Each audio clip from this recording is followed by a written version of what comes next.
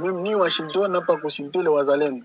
C'est minimiser les efforts de Wazalendo et nous pensons que c'est parmi nos indignations bien sûr parce que si c'est uyu muvugizi wa Wazalendo aravuga ati yaba Washington yaba Doha bagiye gufata icyemezo cyo kuvuga ngo babe bahagaritse imirwano cyangwa zashyiraho agahenge ntabwo bigeze batuvugisha twebwe aba Wazalendo ibi ngibi ni gusuzugura umuhate wacu ndetse n'imbaraga dukoresha nk'aba Wazalendo. la seconde, nous pourrions le dire que nous ne sommes pas d'accord avec le dialogue avec les gens parce qu'ils nous ont endeuillé nos familles. On a perdu à Goma plus de 9000 personnes. Au-delà de ça, on a déjà perdu beaucoup de gens.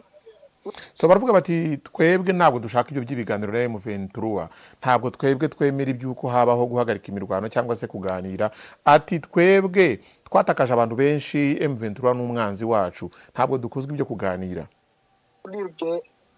On n'a pas voulu, on a voulu esquiver des réponses comme si nous étions dans le dos du gouvernement. Mais vous êtes des partenaires du gouvernement. Nous sommes des partenaires du gouvernement pour échanger avec nous, il faudra discuter avec nous comme partenaires du gouvernement. Hano rero mu baganiraga mubwiye ati ariko nubwo muri kuvuga ibyo ngibyo mufatanya na guverinoma ati yego dufatanya na guverinoma kugira ngo bafate ibyemezo bagomba kubanza bakatuvugisha tukagira natwe uruhare tugira mu gufata ibyemezo. Je pourrais évoquer l'EAC sur le partenaire du gouvernement. L'Ouganda sur le partenaire du gouvernement et on a vu certaines délégations en Ouganda, y compris en Angola, pour discuter avec les Lorenzo. C'est de la même manière qu'on pourrait discuter avec nous, parce que d'ailleurs, nous sommes des souverains primaires. On pourrait d'abord voir l'avis des souverains primaires, parce que hano navuga ati abandi mu gihe bajya kuganira twebwe turi abenegihugu turi abantu bibanze bagomba kuba baganira nabo ati nkuko byagiye bigenda twabonye delegation yagiye Uganda n'ahandi n'abagiye muri Angola twebwe natwe dukeneye ko ibiganiro byaba twabanza kuba abantu ba mbere bagomba kubazwa no kugira ngo tubigiremo uruhare. Yuko leta y'Kinshasa ndetse na M23 batangaje ibijyanye n'agahenge batangaje ko bagiye kuba bahagaritse imirwano abo Wazalendo ntabwo bigeze mu by'ukuri bemera yuko bagomba guhagarika imirwano bo bakomeje kuvuga yuko bagomba kurwana uko byagenda kose. So gwera rero saa 7 za mu gitondo batangiye kurasa nyine hariya Ikasenga hanyuma amasasu atangira no kumvikana mu misozi miremire yitegeye Uvira.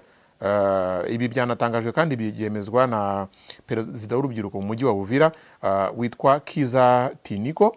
Hanyuma rero akaba yagiranye ikiganiro n'ikinyamakuru cyitwa Actualité cyo muri Repubulika Demokarasi ya Kongo nawe akabashimangiye yuko imirwano ikaze ikomeje kuba hagati y'Abazalendo ndetse n'aba FARDC hariya mu mujyi wa Uvira. Ibi rero bikaba binavuga ko yaba ari opportunity cyangwa se ari uburyo bwiza kuri M23 bwo kuba yabasha gufata uyu mujyi wa Uvira mu gihe nyine M23 yabaca muri humye bari kusubiranamo kandi ubusanzwe bari bashyize hamwe.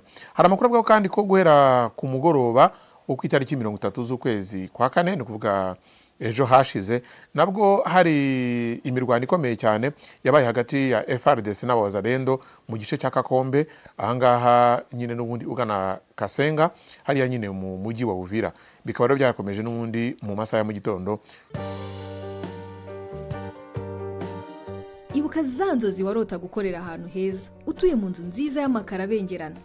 Ryari hishukirwa rikumenyesha ko muri African Global Construction Limited tugufitiye amakara akorwa n'uruganda rwa Millennium Tiles Uganda. Niba uri kubaka cyangwa ukaba uri kuvugurura inzu yawe dusange muri African Global Construction tuguha amakara afite ubwiza mu mabengeza ateye ubwuzu kandi mu moko atandukanye. Tubafitiye kandi rangete zikorwa n'uruganda rwa Kigali Plastic Limited. Wadusanga aho dukorera mu Gakiro ka Gisozi mu nyubako ya Golden Plaza iri ruhande rwa Twiga Plaza. Wanaduhamagara kuri telefone 0788309274 no kuri 0788357073 cyangwa kuri 0788815596. Nongeye kugusuza kandi ngushimira gukurikira ukwezi dukurikiye uri mu Rwanda, udukurikiye uri mu Burundi, uri muri Kongo, uri muri Uganda n'ahari muri kano karere n'abadukurikiye bari muri Afrika mu bihugu bitandukanye ndetse n'abari ku yindi migabane itandukanye hirya no hino ku isi. Mwese muri abagaciro gakomeye kuri twe kandi amakuru n'ibiganiro tubagezaho dushingira ku byifuzo ndetse no ku bitekerezo byanyu. Twakomeje n'ama update atandukanye mu burasirazuba bwa Kongo twababwiye ibijyanye nuko M23 yatangiye gufata ibice byitegeye imisozi miremire ireba umujyi wa Uvira. Uyu munsi rero ikindi kiri kuvugwa ni ibijyanye n'imirwano ikomeye hagati y'abawazalendo ndetse n'aba FARDC, ikaba yongeye gukara muri iki gitondo mu masaha guhera saa 11 za mu gitondo, aho habayeho guhangana nyine guhera ku itariki ya mbere z'ukwezi kwa Gicurasi mu duce tubiri tw'umujyi wa Uvira. Agace ka mbere nahitwa Kasenga ndetse ahandi nahitwa Kakombe. Ahangaha rero hakaba hari imirwano ikomeye cyane y'aba FARDC ndetse n'abawazalendo. Ibi bishingiye kuki? Nyuma yuko leta y'Kinshasa ndetse na M23 batangaje ibijyanye n'agahenge, batangaje ko bagiye kuba bahagaritse imirwano, abawazalendo ntabwo bigeze mu by'ukuri bemera yuko bagomba guhagarika imirwano. Bo bakomeje kuvuga yuko bagomba kurwana uko byagenda kose. So guhera rero saa 11 za mu gitondo batangiye kurasa nyine hariya Ikasenga, hanyuma amasasu atangira no kumvikana mu misozi miremire yitegeye Uvira. Ibi byanatangajwe kandi byemezwa na perezida w'urubyiruko mu mujyi wa Uvira witwa Kiza Tiniko. Hanyuma rero akaba yagiranye ikiganiro n'ikinyamakuru cyitwa Actualité cyo muri Repubulika Demokarasi ya Kongo, nawe akaba yashimangiye yuko imirwano ikaze ikomeje kuba hagati y'abawazalendo ndetse n'aba FARDC hariya mu mujyi wa Uvira. Ibi rero bikaba binavuga ko yaba ari opportunity cyangwa se ari uburyo bwiza kuri M23 bwo kuba yabasha gufata uyu mujyi wa Uvira mu gihe nyine M23 yabaca muri humye bari gusubiranamo kandi ubusanzwe bari bashyize hamwe. Hari amakuru avuga kandi ko guhera ku mugoroba wo ku itariki 30 z'ukwezi kwa kane, ni kuvuga ejo hashize, nabwo hari imirwano ikomeye cyane yabaye hagati ya FARDC n'abawazalendo mu gice cya Kakombe, ahangaha nyine n'ubundi ugana Kasenga hariya nyine mu mujyi wa Uvira.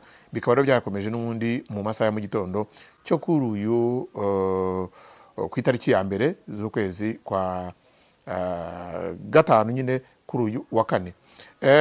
Ahagana mu masaha ya saa 4 za mu gitondo nabwo amasasu yarakivuga, ariko mu nyuma gato nyine nyuma ya saa 4 amasasu yaje guhagarara mu mujyi rwagati, ariko n'ubundi imirwano yaba ngaba ikaba yakomereje mu mijyi itandukanye ikikije cyangwa se mu misozi itandukanye ikikije umujyi wa Uvira. Ibi rero bibaye nyuma yuko n'ubundi mu cyumweru gishize byatangajwe n'umunyamakuru witwa Steve Wembi, umunyamakuru uzwi muri Repubulika Demokarasi ya Kongo, ariko biza kuvuguruzwa n'igisirikare cya leta FARDC mu itangazo cyashyize hanze kirevuga ko uyu munyamakuru azakurikiranwa Kongo yakwije ibihuha. Nyamara umuvugizi w'igisirikare muri kariya gace we yaje kuvuga yuko amasasu koko yumvikanye, ariko abyitirira yuko ngo ari abasirikare ngo bari bashakaga uburyo bimuka, ngo aribo ngo baje kurasa, ariko nyine uku kurasa ntiyasobanura uburyo gufiteho guhuriye no kwimuka kw'abasirikare. Hanyuma rero kugeza ubu ngubu abawazalendo muri Sud Kivu na FARDC bakomeje kutumvikana kuva ifatwa ry'umujyi wa Bukavu ryaba ku itariki 10 kuva ku itariki 15 Gashyantare, na n'uyu munsi ntabwo abawazalendo n'aba FARDC bigeze bashyira hamwe. Kandi sinabonye kuko no minsi ishize ubwo Minisitiri w'Ingabo wa Kongo yasuraga umujyi wa Uvira, nabwo abawazalendo baregeye Minisitiri yuko ingabo z'abarundi nabo zibitambika. No kuvuga ngo imirwanire cyangwa se imikorere y'abawazalendo biragoye yuko bahuza n'abandi barwanyi baba aba FARDC ndetse n'abasirikare b'u Burundi bafatanyije kurwana muri kariya gace ko muri Uvira ndetse no mu nkengero zayo, ubwo no kuvuga ngo mu misozi itandukanye mu territoire ya Fizi n'ahandi. Hari n'amashusho yagiye hanze mu masaha ya mu gitondo y'umuvugizi wa wazalendo asobanura n'ubundi bijyanye n'uburyo ibijyanye n'agahenge ngo ari ibintu badakozwa habe na gatoya. Yavugaga yuko ngo bo bagomba gukora ibishoboka byose bagakomeza kurwana, kubera ko ngo ibijyanye n'agahenge ngo ntaho bihuriye nuko bo bumva ibintu bikwiye kugenda. Uwo wabivuze yitwa Asa Paluku Mahamba, akaba ari umuvugizi wa wazalendo hariya nyine muri Nord Kivu. Nous-mêmes, nous pensons que c'est une situation anormale parce que nous tous, nous étions sur la ligne de feu pour combattre l'ennemi. Mais on veut chercher la paix sans moi, c'est du contraire. C'est parmi les indignations que nous pouvons avoir, nous, les Wazalendo, ni la Sengo, ni les gens de la, ni le gouvernement qatarais à Doha, même ni Washington n'a pas consulté les Wazalendo.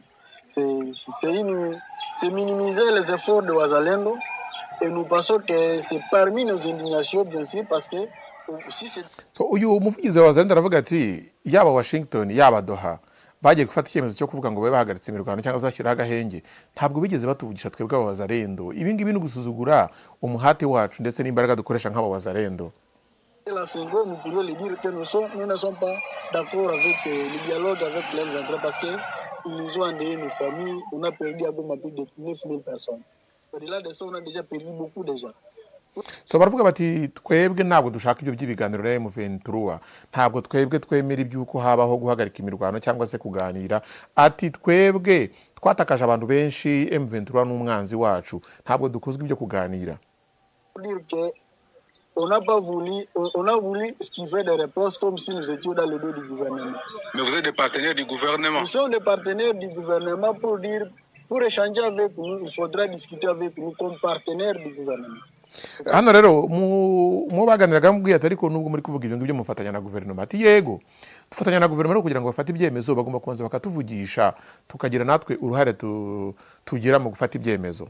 Je pourrais évoquer l'EAC sur le partenaire du gouvernement, l'Ouganda sur le partenaire du gouvernement, et on a vu certaines délégations en Ouganda, y compris en Angola, pour discuter avec Lorenzo. C'est de la même manière qu'on pourrait discuter avec nous, parce que d'ailleurs, nous sommes des souverains primaires. On pourrait d'abord voir l'avis des souverains primaires, parce que hano navuga ati abandi mu gihe bajya kuganira twebwe turi abenegihugu, turi abantu bibanze bagomba kuba baganira nabo. Ati nkuko byagiye bigenda, twabonye delegation yagiye Uganda n'ahandi n'abagiye muri Angola, twebwe natwe dukeneye ko ibiganiro byaba, twabanza kuba abantu ba mbere bagomba kubazwa no kugira ngo tubigiremo uruhare. Ce que nous exprimons, c'est le sentiment de souverain primaire. C'est ce qui nous a poussé de prendre les armes. Nous exprimons, nous sommes le signe des sentiments de souverain primaire. Voilà pourquoi vous pourrez aussi nous consulter. Cela montre que ces accords ne va pas aboutir à eux. C'est ce que je pourrais dire. Ati ibi byose kuba twebwe atarigeze batuvugisha biragaragaza ko biriya byose basinye ntaho bizagera, nta musaruro bizatanga. Vous n'espérez rien. Oui, parce que les souverains primaires ne sont pas concernés dans tout ça. Ati twe ntacyo twizeye kubera ko twebwe ba nyir'ubwite bibanze ntabwo twigeze tugishwa inama, ntabwo twigeze tuganirizwa, ntabwo ibyemezo byafashwe bigeze natwe baturebaho. Hano rero niba abawazarendo nyine bakomeje gutya birumvikanisha ko mu by'ukuri ibintu bitaza koroha muri biriya bice cyane cyane byo muri Kivu y'amajyepfo bigaragaramo abawazarendo. Ariko muri rusange umuvugizi w'abawazarendo we avuga ko ibijyanye n'ibiganiro by'amahoro, ibijyanye no guhagarika imirwano, ibijyanye no kuganira na M23 ari ibintu badakozwe kandi batazigera bemera. Ibi rero niho bishingiyeho, nibyo bishingiyeho iyi mirwano, kubera ko abarwana abawazarendo n'aba FARDC ntabwo bumvikana. Muribuka ko nyuma yo gufata umujyi wa Bukavu n'ubundi abawazarendo barashe cyane aba FARDC, ndetse bamwe bagenda bagana mu bice bigana mu ntara ngira ngo ya Katanga, aho bagiye bamwe bakaruhama, aba FARDC bamwe bakaruhama, abandi bakurira bakajya mu mato bajya muri Tanganyika, nyuma yuko aba wazarendo bagendaga barasa bavuga yuko bataye urugamba. Bavuga yuko aba wazarendo muri Sud Kivu ari bo ngo barwana, ariko n'ubundi nigiye kureba nawe M23 bakomeje kurwana mu bice by'ama mu bice bitandukanye bya Kivu y'amajyepfo, n'undi wasangaga ari abawazarendo. Aba FARDC uretse ibitero bya drone ndetse na Sukhoi byajyaga biraswa mu Minembwe n'ahandi mu bice bitandukanye bya birimo zatwirwanaho na M23. Mu by'ukuri aba FARDC ku kibuga cy'imirwano ntabwo bakunze kuhagaragara kuva guhera kwanza hafatwa ikibuga cy'indege cya Kavumu. N'ibitero byagiye biba mu minsi yashize, biba muri Kavumu, biba muri Karehe n'ahandi hatandukanye, bari abawazarendo. Ahari muri Sud Kivu n'ahantu abawazarendo bo bamaze n'igihe kirekire, kubera ko uzanumva bakunda gukoresha izina aba mayimayi. Mayimayi ni imitwe itandukanye nyine y'aba mayimayi muri Sud Kivu yari isanzwe n'ubundi bangamira abanyamurenge. Iyo mitwe rero niyo mu gihe Tshisekedi yatangira gushyiraho umutwe w'abawazarendo yafashe abo barwanyi b'aba mayimayi baba ari bo barekrita babashyira muri wazarendo. Aba rero niyo bakomeje kuzonga cyane aba FARDC muri biriya bice, ndetse hari n'amashusho yagaragaye icyo gihe mu kwezi kwa kabiri hakimara gufatwa umujyi wa Bukavu, aho bishe cyane aba FARDC benshi. Aha rero n'ubundi umwuka mubi urakomeje mu gihe aba FARDC bavuga bati twebwe tugomba kubahiriza agahenge, bamwe bagahunga. Nababwiye nko mu kiganiro cyatambutse uburyo M23 agiye gufata ibice birimo Kaziba, hanyuma aba FRDC barahunga. Uku guhunga rero biri mu byo aba wazalendo badashaka. Ntabwo wazalendo bemera yuko aba basirikare bahembwa bazwi mu gisirikare cya Kongo bari ku rutonde rw'abasirikare kandi bafite byose, bahabwa byose, ko bakwiye guhunga urugamba. Iyo bafashe rero barabarwanya. So nuko bimeze, niyo situation hari uyu munsi, mu gihe nyine bivugwa agahenge kavugwa, ariko n'ubundi imirwano nubwo umuntu yavuga ko idakomeye cyane nkuko byari bimeze iminsi yashize, imirwano yo irakomeje. Ahubwo umuntu akavuga ngo ese ibi biganiro aka gahenge bizaba kugera ryari? Ntekereza ko abantu benshi bakumbuye cyangwa se bategereje n'amatsiko menshi itangazo M23 izasohora rigendanye n'uko bimeze ku kibuga cy'imirwano. Binagendanye n'uko umuhuzabikorwa wa AFC M23 Corneille Nangaa aherutse gutangaza ko ibi by'ibiganiro rwose ngo abaturage ba Kongo batabikozwa. Aravuga ati abaturage bacu ntago bashaka kumva iby'agahenge, ntago bashaka kumva ibyo gusubira inyuma kwa M23. Ati aba baturage ntago ari uko bakunda intambara, ntabwo ari uko bakunda imirwano irababangamira, ariko bazi ko intambara ari yonyine ishobora kubahesha amahoro, kuko amahoro ntashobora kuboneka tutarajugunya Yona mu nyanja. Uwo yita Yona ugomba kujugunywa mu nyanja kugira ngo umuhengeri uri muri Kongo urangire, ngo ni Perezida Felix Antoine Tshisekedi. Uyu ni umuhuzabikorwa wa FCM 23. So ibyo rero ntekereza ko ubwo n'igisirikare cye cya FCM 23 kitari kure y'ibyo ngibyo. Ubwo nyine no gutegereza. Avuga yuko nibice bagiye bavamo za Warikare n'ahandi, ngo abaturage benshi bashyikiye mu 23 barababaye, bagize agahinda. Baravuga bati ni gute mwemera gusubira inyuma kandi twabona ko muri kugenda mugana heza, mugana ku ntambwe ishimishije iganisha ku guhirika ubutegetsi bw'igitugu bwa Tshisekedi, wica abaturage b'abanyekongo, agakandamiza abaturage, ubutunzi bw'igihugu bugatwarwa n'abakomeye muri leta, mu gihe abaturage bo umubare munini bishwe n'ubukene. Ibi ni bivugwa na Corneille Nangaa. Umuntu yakwibaza ngo ku ruhande rwa leta ya Kinshasa ibiganiro byasinyweho barabyumva, barabyemera. Naho nuko n'urwiyerurutse, kubera ko n'uyu munsi nahozemo na mu masaha ya mu gitondo hasohowe Constant Mutamba, ministre w'ubutabera. Le ministre Constant Mutamba informe l'opinion nationale et internationale qu'en date du 30 avril 2025, l'auditeur général des FRDC a déposé au Sénat un réquisitoire visant à obtenir l'autorisation de poursuite et la levée des immunités du sénateur à vie et ancien chef d'État Joseph Kabila Kabange, conformément aux prescrits des articles 104, 107 et 153 de la Constitution, en combinaison avec des articles 10, 7 de 7 à 9 de la loi itegeko rihanso. Aravuga hano ati Ministre Constant Mutamba arabwira abenegihugu ba Kongo ndetse n'umuryango mpuzamahanga ko ku itariki 30 z'ukwezi kwa kane, ni umunsi w'ejo, auditeur general cyangwa se sinzi ko arabivuga mu Kinyarwanda wa FRDC yagereje muri Sena impapuro zisaba yuko hateshwa agaciro ubudahangarwa bufitwe na Joseph Kabila Kabange, akaba ari umusenateri ubuzima bwe bwose, akaba n'uwahoze ari umukuru w'igihugu muri Kongo, hashingiwe nyine ku ngingo nababwiraga. Ibyo akurikiranweho ni ibiki? Kuba cyangwa se gushyikira M23. Ibi ni bigaragaza ko M23 batari mu biganiro, kuko uramutse uri mu biganiro, uri mu kwiyunga na M23, ntabwo waba uri no gufata abantu baziza yuko bari muri M23. Ibi gutya bimeze, nahoze mbona n'inyandiko yakozwe n'abantu bakomeye muri Kongo, ni abagabo batatu barimo Moise Katumbi, hakabamo Martin Fayulu, ndetse hakabamo na undi ninde, hari Moise Katumbi, Martin Fayulu, ndaje ndebe n'undi kuko ni batatu bibikomerezwa mu butegetsi bw'Kinshasa. Ni inyandiko rero yamagana imyitwarire n'undi ya Tshisekedi muri iyi situation, aho bavuga bati ibyo ari gukora ntabwo twebwe tubyemera. Ni batatu, ni Martin Fayulu, Moise Katumbi na Joseph Kabila Kabange. Iyi nyandiko yabo ifite titre ivuga ngo Déclaration commune de l'opposition. Consciente de la gravité de la crise récurrente qui déchire la République démocratique du Congo et déstabilise la région de Grand Lac depuis plusieurs décennies. Baravuga bati turebye uburyo ibintu bikomeje kuzamba mu burasirazuba bwa Kongo ndetse n'uburyo ibibazo bikomeje kuvuka mu karere k'ibiyaga bigari, ati tukareba n'uburyo saluant l'engagement constructif pour résoudre la dite crise que représente les initiatives de l'Union africaine de Doha, Washington, c'est le congé de la conférence épiscopale du Congo et l'église de Christ au Congo.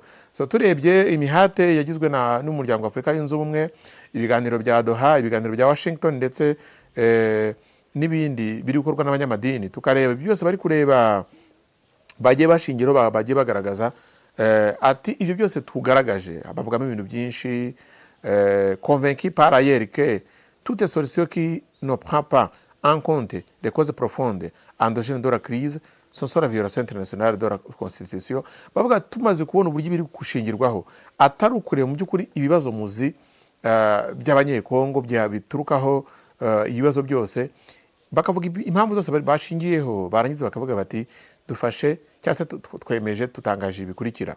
Nous notons avec satisfaction la réaffirmation dans la déclaration de principes de Washington du 24 avril 2025 du respect de la souveraineté et de l'intégrité territoriale de chaque État, du respect des frontières territoriales établies conformément à la Charte des Nations Unies et de l'Union africaine, ainsi que l'engagement par les signataires à la non-agression et la non-ingérence dans les affaires intérieures de l'autre partie.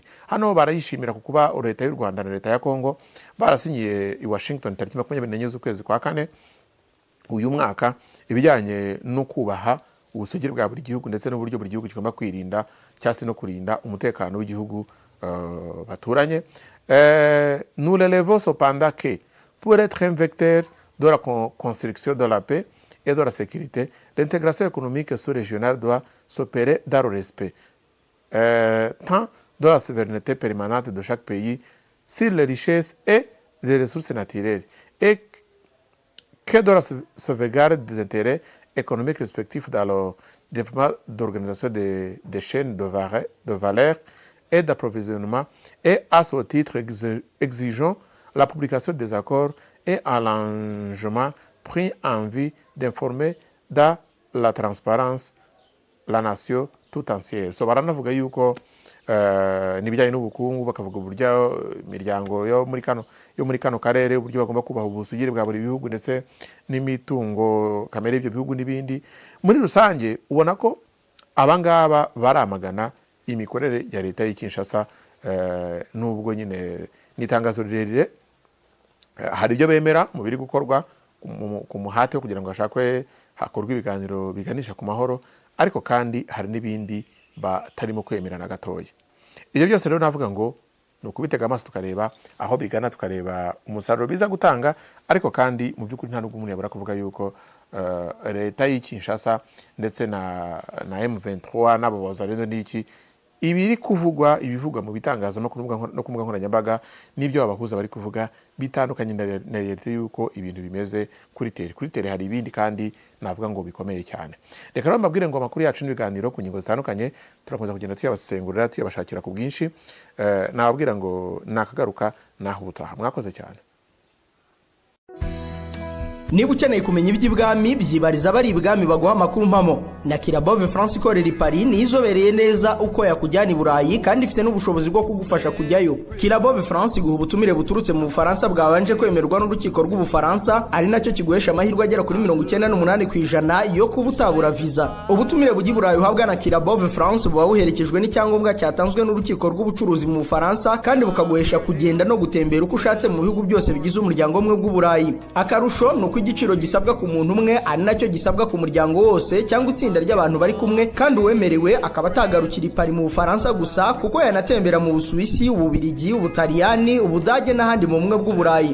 Gera ku birenze inzozi zawe zo gutembera i Burayi, kwidagadurayo cyangwa guhahirayo ibyo wifuza ubifashijwemo na Kirabove France. Ku bindi bisobanuro bandikire ku mbuga nkoranyambaga zabo cyangwa kuri telefone ubona kuri ekara yawe.